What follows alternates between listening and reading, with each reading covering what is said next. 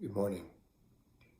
This morning, we will be looking at the lectionary gospel for the week, which comes from Matthew chapter 10, verses 24 through 39. And I'm actually going to go through the entire gospel reading, and because there's a lot that's in there, and the language is a little bit tricky and confusing. For a lot of people, this is a very difficult text, and it's one that's difficult, I think, to understand, and it certainly might be difficult to apply to our normal lives. And so I'm going to read some verses and just kind of talk about them and share my reflections on them. My reflections are certainly open to critique, and they may be wrong, but I think there's an interesting overlap between the reading that we have this week, and especially the Old Testament reading or the Hebrew Scripture reading from Genesis about the story of Sarah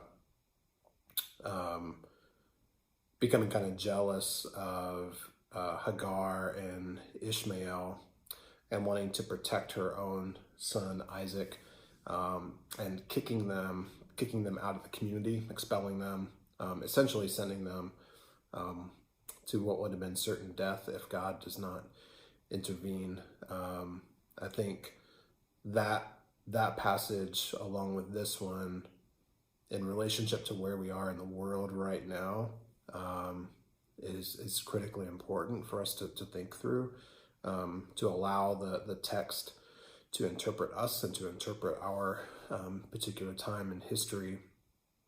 So I want to walk through it. There's some things in there that I think are worth highlighting and talking about. So to begin, the passage begins with Jesus saying to the 12 apostles, "A disciple is not above the teacher, nor a slave above the master. It is enough for the disciple to be like the teacher, and the slave like the master. If they have called the master of the house Beelzebul, how much more will they malign those of this household?" Jesus is talking about a societal structure that was in place at his time. He was a teacher, and he had disciples, and disciples, their goal was never to be greater than their master. Now, if certain disciples wanted to go off and start their own school and become a master, they could do that, but there was always a desire or a move towards equality with, rather than mastery over or power over. And so the same would have been true of household servants, or of land servants. In this translation, it's called slaves. I think it's important for us to reckon with the language of slavery, and what that means. Again, in the Hebrew scripture in Genesis that we have for this week, Hagar is a slave, and so it's important that we think about how the societal structures are in place for slavery, and what the community of faith's response to that is. Slavery doesn't exist here the way that it did 200 years ago, but it still does exist in some various forms, and we need to think through those and understand what they mean, to understand that our modern way of enforcing law came out of the time of slavery here in this country. And so some of that DNA, a lot of that DNA is still in place today, which is why we're seeing the movement of people saying we need to rethink the way that we enforce the law, and the way that is structured in our communities to protect those who are vulnerable. But this language of Beelzebul, it's kind of a joke And Jesus is kind of being playful, I think, with the language. Beelzebul has a lot of potential ways of being translated. One of those is Lord of the Flies, which is really interesting, given our literary history here in this country. But it has the connotation of a devil. And so he's saying, I think what he's saying is, if there are people that are out there calling me the devil, how much more can they really do to you? They can't do any worse than that. And so if that's the worst that can happen, so be it. And so he goes on to say, so have no fear of them, for nothing is covered up that will not be uncovered, and nothing secret that will not become known. And what he's saying is that people can say whatever they want about us, but the truth will come out. The truth will be exposed, and we will bring light to the various oppressions and aggressions that are happening in our world and in our society. And so Jesus is saying, you don't need to be afraid, because all of that stuff will come to the light, and we will be able to advance and move forward as a community, as a people. So then he says, what I say to you in the dark, tell it in the light. And what you hear whispered, proclaim from the housetops. Do not fear those who kill the body, but cannot kill the soul. Rather, fear him who can destroy both body and soul in Gehenna, which is the word that we translate as hell. So if you're going to fear anyone, fear God, because God ultimately has the ability to judge both body and soul, whereas humans only have the ability to judge the body, though there are lots of people of faith who feel like it is their responsibility and their power to judge another human's soul and where they will spend their eternity. And Jesus says, I want you to model what I'm talking about in terms of bringing the things that are secret into the light. So the things that I'm sharing with you over dinner, around the campfire at night, or in the morning when we're having breakfast, bring those things out. Tell those stories. And certainly the 4 Gospels that we have in our canon do just that. They bring to light the teachings of Jesus, both the public ones and the private ones. He goes on to say, are not 2 sparrows sold for a penny? Yet not one of them will fall to the ground apart from your Father. And even the hairs of your head are all counted. So do not be afraid. You are of more value than many sparrows.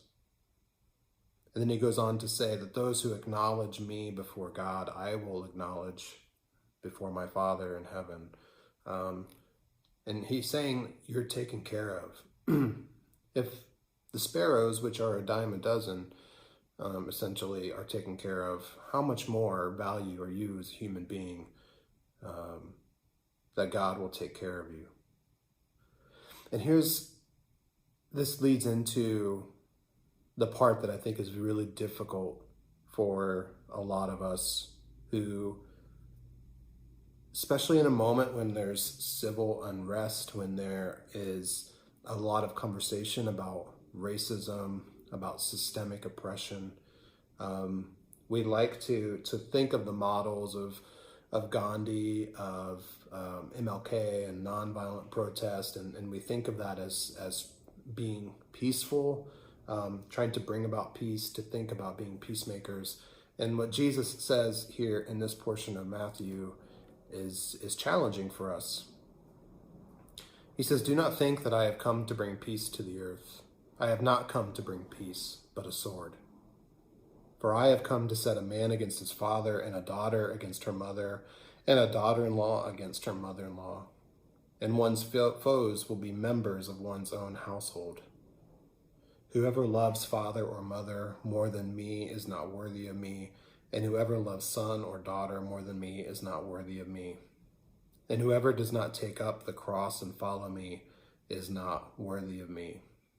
Those who find their life will lose it, and those who lose their life for my sake will find it. Do not think that I have come to bring peace to the earth. I have not come to bring peace, but a sword. That language does get completely reversed in another passage in the Gospels, where he says, I have not come to bring a sword, but to bring peace. So what is he saying?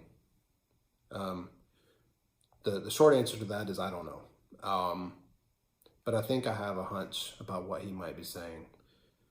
I discovered another translation or possible translation of this from the Anchor Bible commentary on the book of Matthew. And they suggest this reading. Do not think that I have come to impose peace on the earth by force. I have come neither to impose peace nor yet make war, but I have come to divide the just from the unjust, a man against his father, a daughter against her mother, and so on and so forth. I have come to divide the just from the unjust. Jesus is saying that he's not here to impose peace in the way that people want him to impose peace. He's not going to use military force to impose peace. Jesus is not going to use tear gas and rubber bullets, SWAT teams, armored vehicles. Jesus is not interested in those forms of bringing peace. He's not going to impose peace on the people. But that doesn't mean that he's calling us to live violently. In fact, just the opposite. He doesn't want a war, he does want peace, but the peace is a peace that needs to be lived from within. And then that peace exposes the violence of the military or the government, whoever it is that's oppressing the people. So if we think about that in our own context and what's happening, a sword pierces, and a sword will show us really clearly what side of a line a person is on. When we are faced with death, we can choose usually pretty quickly what's most important to us. I have a particular family member who I'm actually friends with on Facebook. I don't know why it's an uncle of mine, lives in Georgia. I don't know why he reached out to be a friend of mine on Facebook, if he wanted to try to convert me to his way of thinking. But I usually ignore him. He'll post some memes and things like this, but he did post one, and I just decided I would engage him on it and kind of tell him where I fall on this spectrum. And his post was roughly about reverse racism and how black people are racist against white people. And he had all these reasons listed out, and so I challenged him on that and said, I think you can do better than this. I think you can be better than this. And he responded that I needed to go back and get some more education and learn my history. So I asked him where I would go about finding this history, how I would get this kind of education. And he shared with me that I simply needed to move to Georgia and I would learn all that I need to know.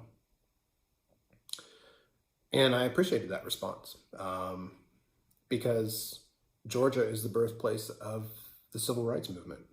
And so I shared with him how I had been to the Civil Rights Museum. I had learned from, I had been to the Ebenezer Church. I've kind of learned my history of the Civil Rights Movement in Atlanta, and which is in Georgia. And so I thanked him and I said, I think that's a good idea.